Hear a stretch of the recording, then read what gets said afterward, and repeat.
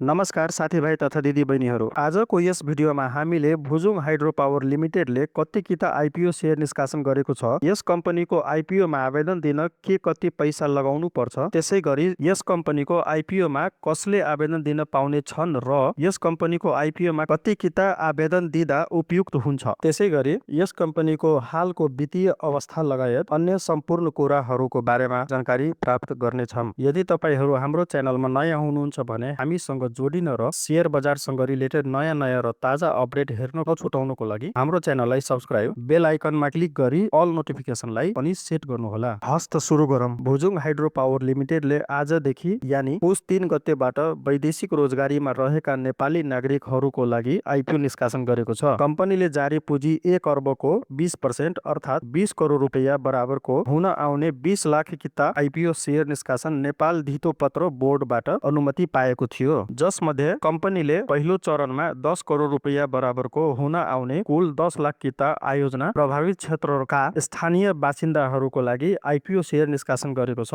आयोजना प्रभावित क्षेत्रका बासिन्दाहरूको लागि छुट्याएको शेयर मध्ये 60% शेयर अर्थात् 6 लाख किता प्रत्यक्ष प्रभावित क्षेत्रका लमजुङ जिल्लाको कोहला सथर गाउँपालिका वडा नम्बर 4 मा बाँडफाँड गरिनेछ। आयोजना प्रभावित क्षेत्रका बासिन्दाहरूको लागि छुट्याएको शेयर मध्ये 60% शेयर अर्थात् 6 लाख किता प्रत्यक्ष प्रभावित क्षेत्रका लमजुङ जिल्लाको कोहला सथर गाउँपालिका वडा नम्बर 4 मा बाँडफाँड गरिनेछ। त्यसै गरी बाँकी रहेको 40% शेयर प्रत्यक्ष प्रभावित क्षेत्रका सोही गाउँपालिका वडा नम्बर 1, 2, 3, 5, 6, 7, 8 र 9 का बासिन्दाहरूको लागि बाँडफाँड गरिनेछ। त्यसै गरी साथीहरू, कम्पनीले सर्वसाधारणको लागि छुट्याएको आइपिओ शेयरको 10% ले हुन आउने आइपिओ शेयर अर्थात् 1 करोड रुपैयाँ बराबरको हुन आउने कुल 1 लाख किता अंकित मूल्य 100 रुपैयाँको दरमा नेपाल सरकारको सम्बन्धित निकायबाट श्रम स्वीकृति लिएर वैदेशिक रोजगारीमा रहेका लगानीकर्ताहरूको लागि आइपिओ शेयर निष्कासन गरेको छ।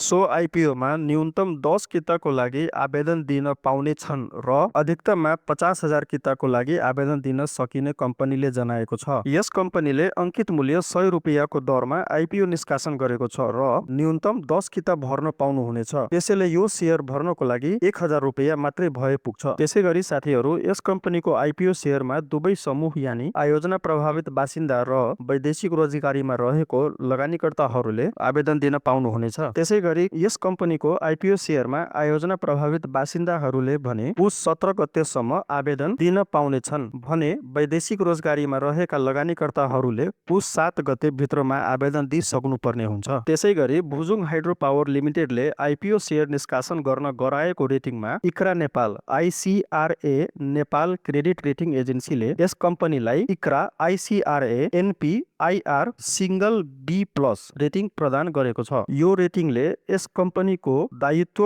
वहन गर्ने क्षमता उच्च जोखिम रहेको जनाउँछ। त्यसै गरी यस कम्पनीको हालको वित्तीय अवस्थाको कुरा गर्ने हो भने यस कम्पनीको जारी पुँजी 1 अर्ब रुपैयाँ रहेको छ भने यस कम्पनीले आइपिओ शेयर निष्कासन गरिराख्दासम्म यस कम्पनीको हालको इपिएस अर्निङ पर शेयर 10.81 रुपैयाँ रहेको छ भने कम्पनीको प्रति शेयर नेटवर्थ 90.04 रुपैयाँ रहेको छ।